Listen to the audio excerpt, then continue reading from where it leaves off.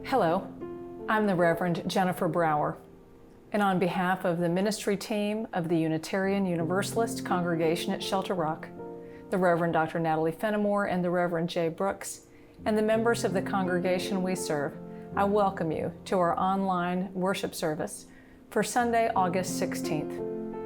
Today's service is being led by our guest preacher, the Reverend Kimberley Debus.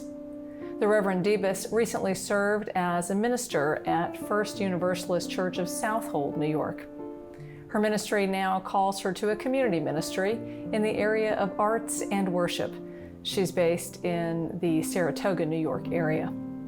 Kimberley Debus led Soulful Sundown for us and some other services, and in recent weeks she has been working with our worship committee, so we're very pleased to welcome her to this Sunday's service. Serving as today's worship assistant with the Reverend Debus is Shelter Rock member and volunteer Suzanne Viverito. Thank you, Suzanne and Reverend Debus, for your creative collaboration for our benefit in worship today. Friends, following today's service, we have our virtual coffee hour held by Zoom. You'll find a link for that on our website under the calendar of events. Suzanne Viverito and Reverend Debus will join you there at coffee hour. And at 1 o'clock, there's an all-ages family service held by Zoom. Folks of all ages are welcome, and you don't have to have kids to attend. So we hope that you will explore and participate in that. Please see the UUCSR website for more detailed information about our programs today and in the days ahead. During our service today, you'll be invited to participate in our offering collection. Please be prepared to make your contribution via text or to write down the collection information when we reach that time in our service. Friends, we invite you now to settle into sacred space as we listen to this morning's centering music.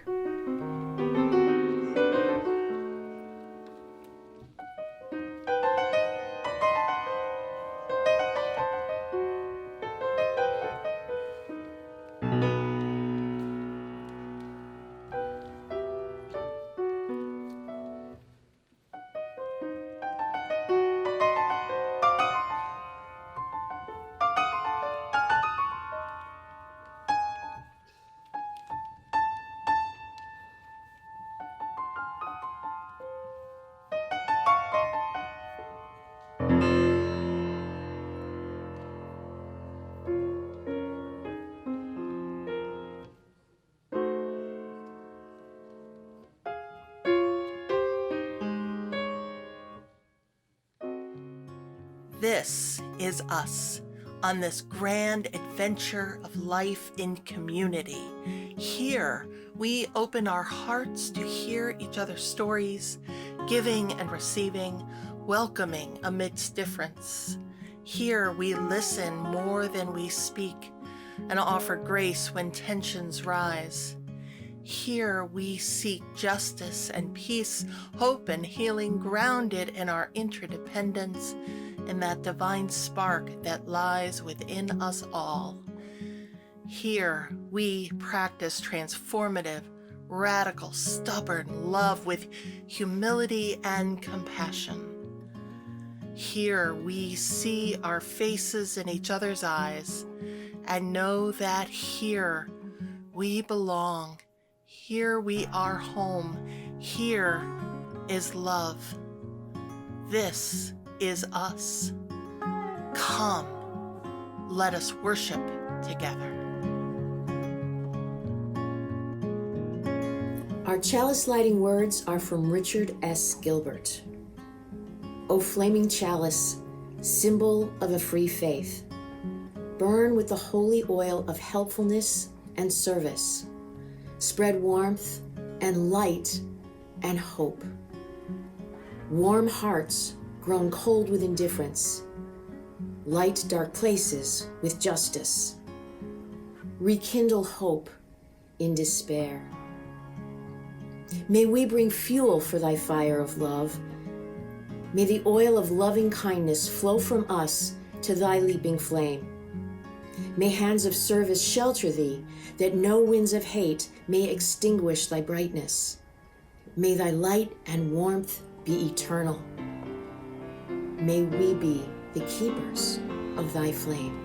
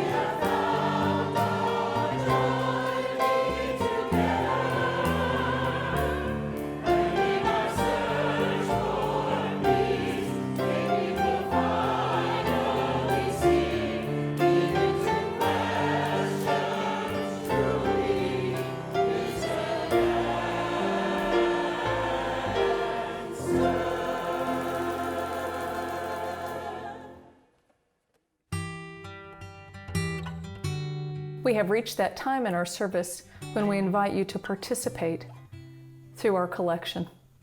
Today's offering is taken in support of the ABBA Center located in Hempstead, New York. The ABBA Center is raising funds for the purchase of laptop computers and tablets for school-aged children who now need them in order to participate in remote learning. Although the school district is covering the costs of internet access for the students, they are not providing a device for every student. Over 3 Sundays in August, August 16th, August 23rd, and August 30th, we are raising funds for the purchase of those absolutely essential devices. We invite you to join us in helping the school children in Hempstead, New York. Please give as generously as you are able. The donation information will be available to you on the screen. Thank you for your contribution.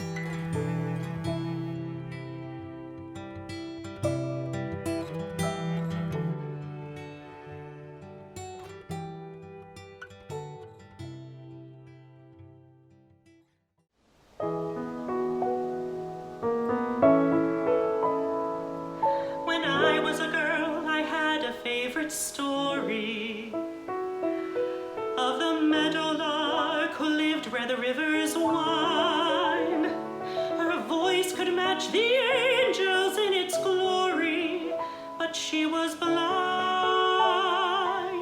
The lark was blind. An old king came and took her to his palace, where the walls were burnished bronze and golden braid, and he fed her fruit and nuts from an ivory chalice, and he prayed,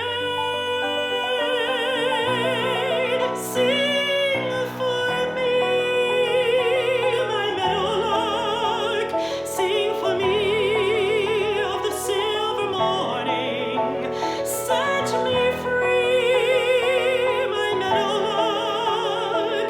I will buy you a priceless jewel and cloth of brocade and crewel, and I'll love you for life if you will sing for me."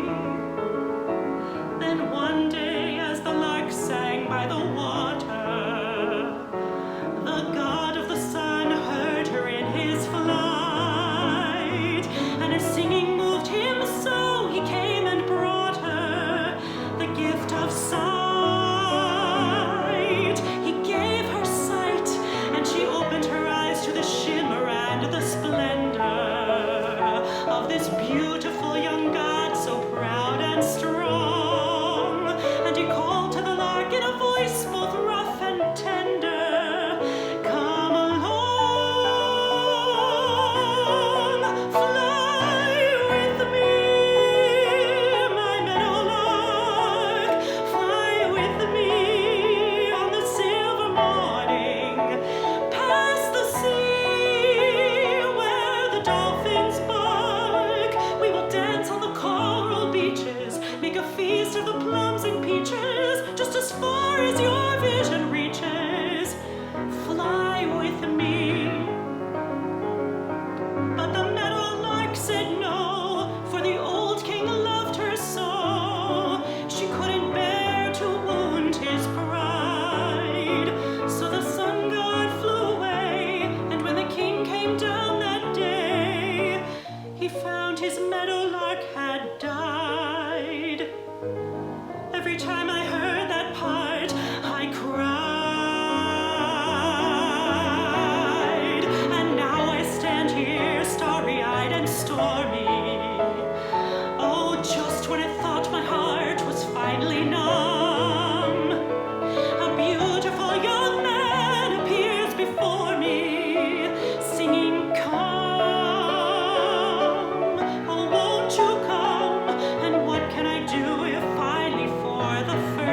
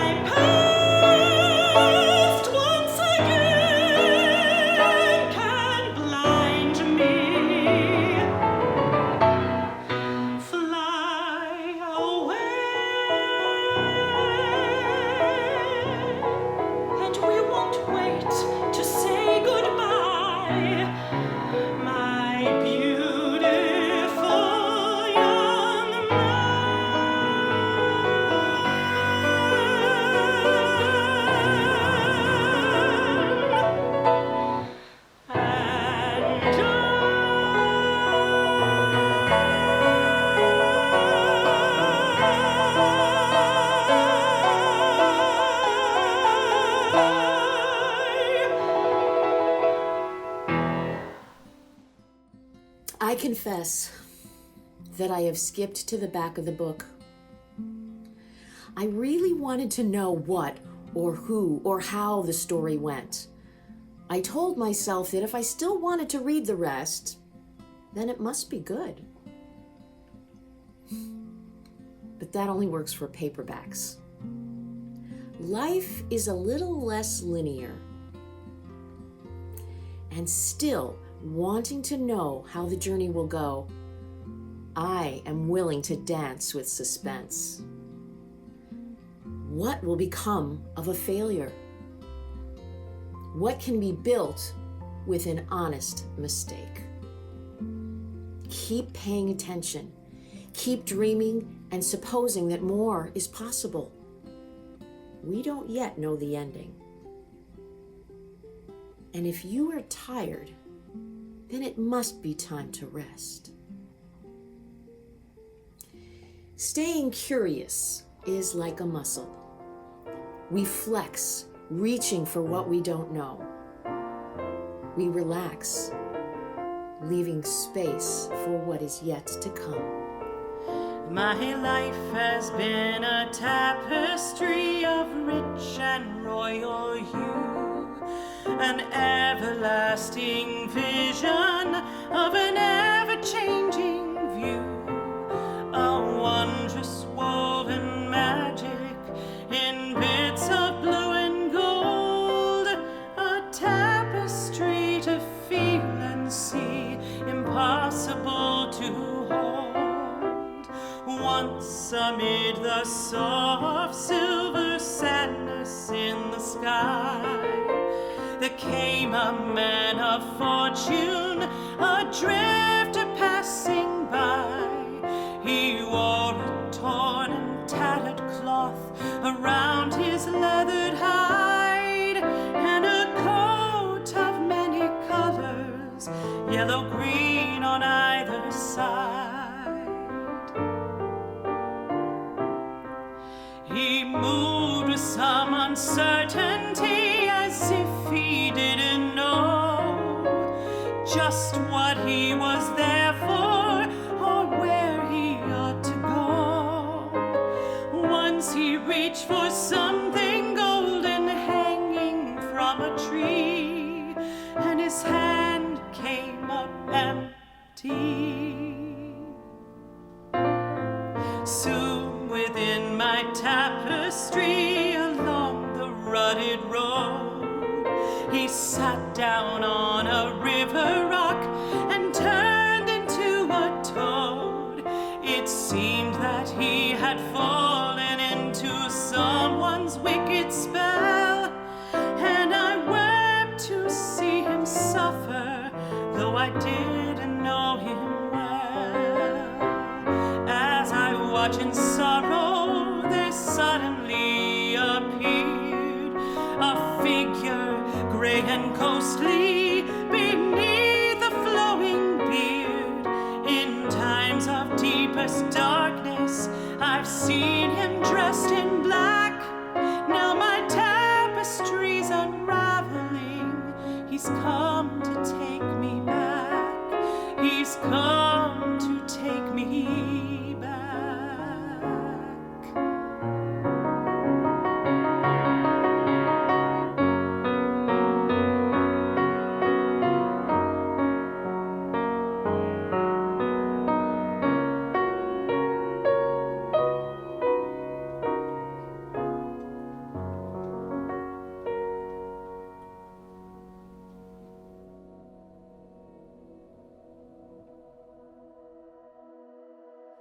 If you're like most of the world right now, you are watching a lot of television, new shows or old favorites. Thanks to the autoplay functions on Netflix and Hulu, one episode becomes two become five become an entire series in one sitting.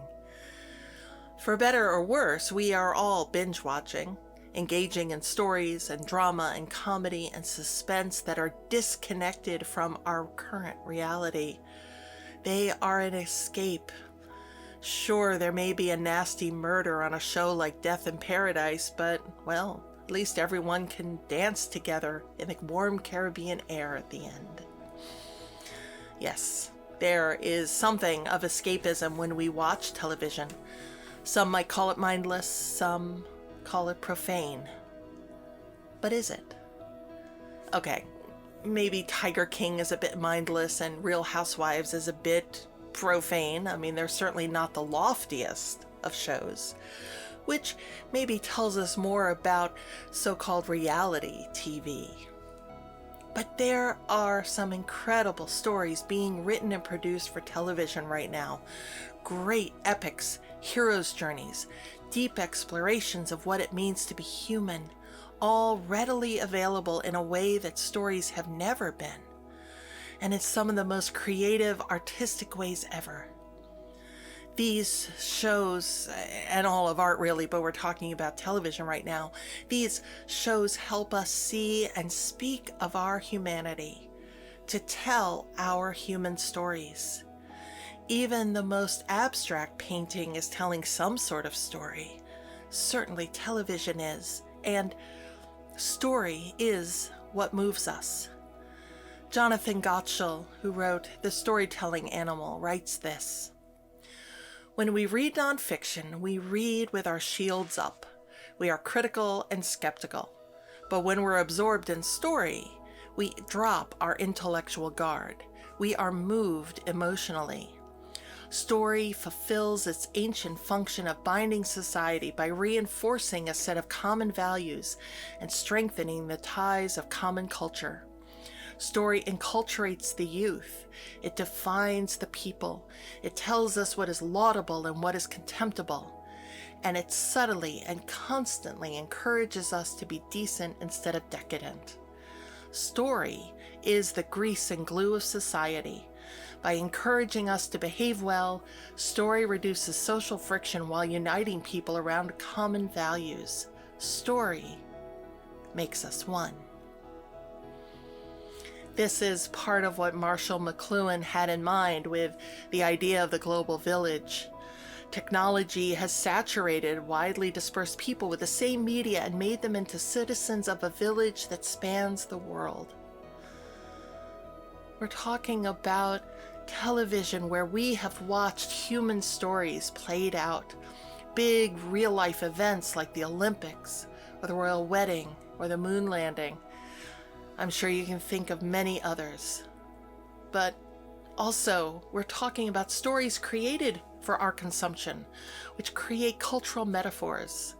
Norm on his bar stool, Archie in his chair, Fonzie at the bathroom mirror, a 3-hour tour, MacGyvering a solution.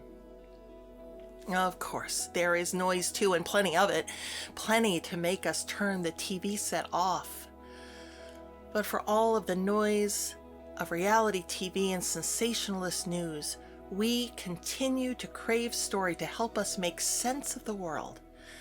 And in fact, we have now entered an incredible time for television storytelling, series that are wrestling with the big questions we all wrestle with. Gottschall points out that there is a paradox in fiction that was first noticed by Aristotle in the Poetics. We are drawn to fiction because fiction gives us pleasure. But most of what is actually in fiction is deeply unpleasant. Threat, death, despair, anxiety, Sturm und Drang. See, it isn't just that we like these stories, we need them. The human mind was shaped for story so it could be shaped by story. Science has shown us that when we hear or watch or read stories, not only are the language and visual processing parts in our brain activated, but other areas, those areas in our brain that we would use when experiencing the events of the story in real time, they're activated too. As science writer Leah Widrich notes, whenever we hear a story, we want to relate it to one of our existing experiences. That's why metaphor works so well with us. While we are busy searching for a similar experience in our brains, we activate a part called the insula, which helps us relate to that same experience of pain or joy or disgust. And we relate in safety. Storytelling happens throughout the arts, whether film, book, dance, sculpture, comedy, painting, or television. And stories emerge, our stories, human stories. Sometimes joyful, but oftentimes hard and tragic. They help us tell the hard human stories in ways that address the untenable without our knowing it. Art brings us up against the things we have a hard time facing in real time, but never says explicitly, here's the scary part. Rather, story provides a structure that allows us to peel off layers and go just a little bit deeper each time we engage it. We may think of our shows as mindless, as profane, as opposed to sacred. Yet, television, good television, holds the sacred for us because it holds our sacred stories, our human stories. Now, in a perfect world, I'd have the opportunity to do one of these services every week for years because there are so many good shows out there. The Crown, Mrs. Maisel, Grantchester, Mad Men, Broadchurch, Breaking Bad, Vera, too many to name, really. Connecting us to our humanity, teaching us lessons about how to be with one another, how to connect, how to do a little better every day. But alas, this isn't a perfect world, and I only get 2 chances with you, now and in 2 weeks' time, so I've had to choose. So I've selected 2 of my very favorite shows that I believe bring the sacred into our lives. Today, it's The West Wing. We begin, as shows often do, with the theme song, in this case, an acoustic version of the West Wing theme performed by its composer W.G. Snuffy Walden at the West Wing Weekend Convention in 2018.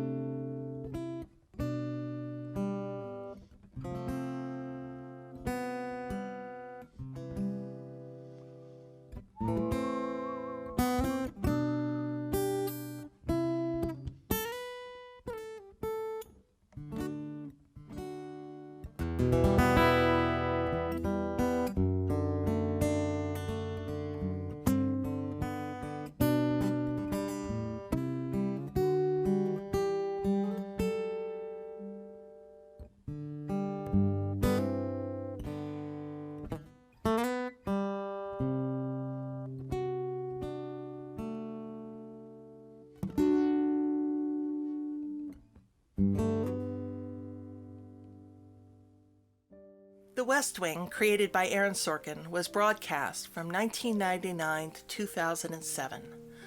Over 7 seasons, we saw the inner workings of a White House, crisis, turmoil, controversy, as well as all the human dramas, love and hate, sickness and health, war and peace, families created and torn apart, and some of the best writing that television has ever seen. For those who don't know The West Wing, the show centered around the administration of a Democratic president. Its ensemble included senior and not-so-senior staff, along with the president's family, the cabinet, joint chiefs, members of Congress, and occasionally farm animals. During the show's run, there were elections, a shutdown, several international crises, along with some great comedic moments and a propensity to tempt the wrath of the whatever from high atop the thing. There are many lessons we could draw from this show, not the least of which is what a functioning government looks like. But as with any good show, there's an overarching theme, what the story maybe really is all about. Now, some may argue with me, but I think the real story of The West Wing is in the ways the president and staff treat each other and the people they serve, both intimately and broadly in their nation and the world. It is stated perhaps best in one speech from season 4. President Jed Bartlett, played by Martin Sheen, is complaining about a particularly poor experience at church, suggesting that the priest missed the point of the biblical passage. He says, "You can't just trot out Ephesians," which he blew, by the way. It has nothing to do with husbands and wives. It's all of us. St. Paul begins the passage, "Be subject to one another out of reverence to Christ." Be subject to one another. In this day and age of 24-hour cable crap devoted to feeding the voyeuristic gluttony of the American public, hooked on a bad soap opera that's passing itself off as important, don't you think you might be able to find some relevance in verse 21? How do we end the cycle? Be subject to one another. Be subject to one another. And of course, that's where the president leaves it. Be subject to one another. Now, let me pause here and say that for those not familiar with the biblical text that President Bartlett is referring to, this epistle or letter to the church in Ephesus is one of many written in the name of Paul of Tarsus, carrying on the ministry of someone who planted these Jesus churches around the Mediterranean. By the time of this letter, Paul has this collection of churches he has planted and now stewards, like a congregational consultant does. And, well, let's not kid ourselves. People 2,000 years ago were very much like people today. And anytime you get a bunch of people collected in any kind of organization, eventually there will be unrest and misbehavior, especially when they're collected around a mission or a vision or a belief. What I have realized is that these epistles aren't so much sacred text as swift kicks in their collective keisters. Over and over again, Paul is telling them to remember what holds you together, to stop bending the stories of Jesus to make you look good, and just stop being bad to one another. This letter to the Ephesians is no different. My hunch is there was a lot of conflict and infighting there, so this letter is very much reminding everyone to get along with one another, especially since the figure they're centering their organization around, Jesus, is most assuredly not keen on people treating each other with disrespect.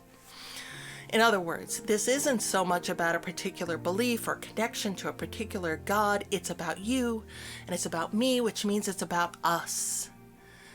What we are talking about is seeing one another as family, as the people we devote our last measure of affection to. It's how we are seen and cared for and thought of.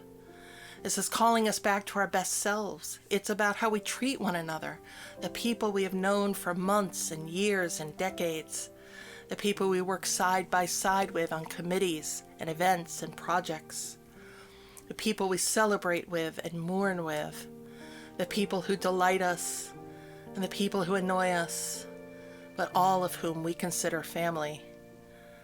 The people who we see and care for and think of and hope are seen by, cared for by, and thought of by in return.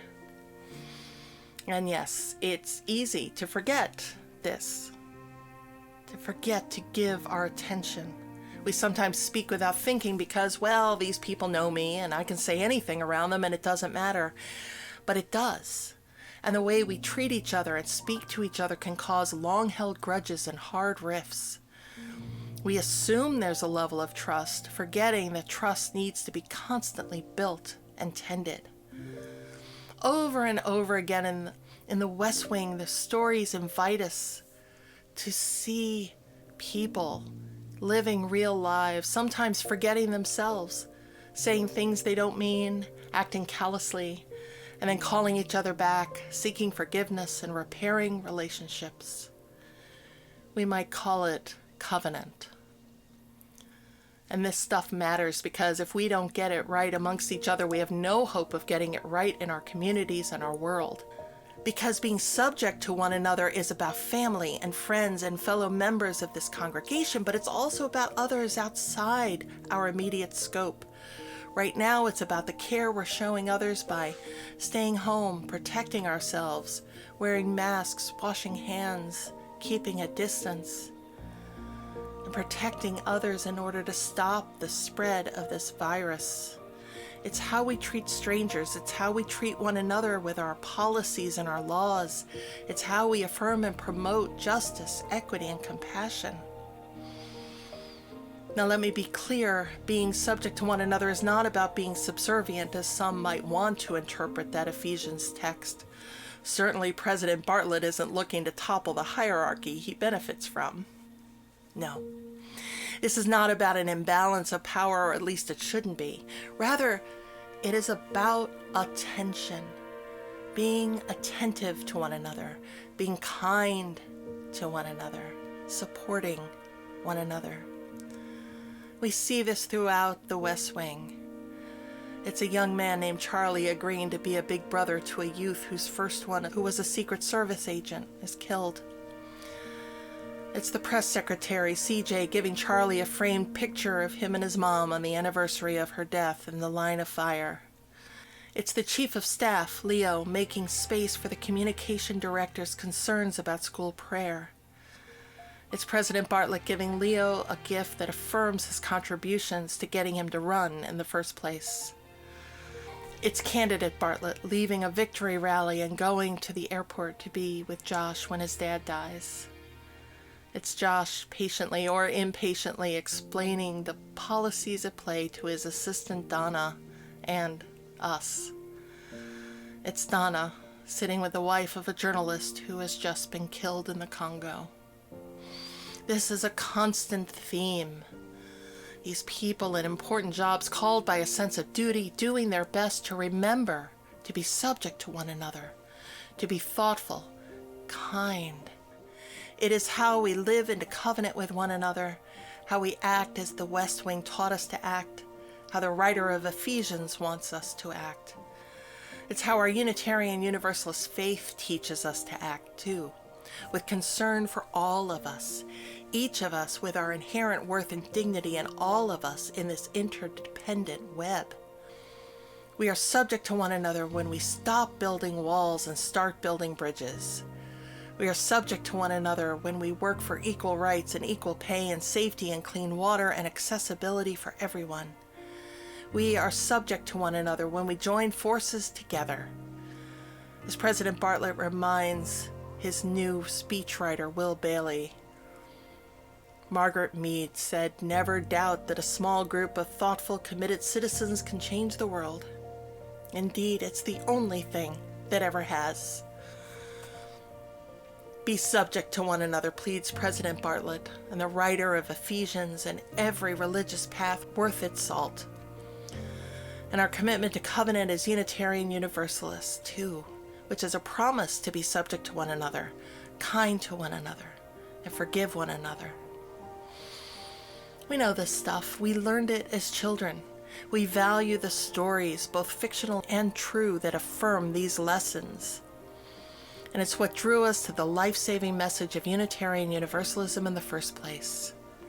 We just need to remember to notice each other's need and seize the moment to act, to be willing to be uncomfortable in service to something greater than ourselves, to give of ourselves out of love and affection and compassion, to be truly kind to one another, to speak with openness and generosity, to hear our stories in each other's words, and to see our faces in each other's eyes, to answer the call of our principles and our morals and our ethics and our faith.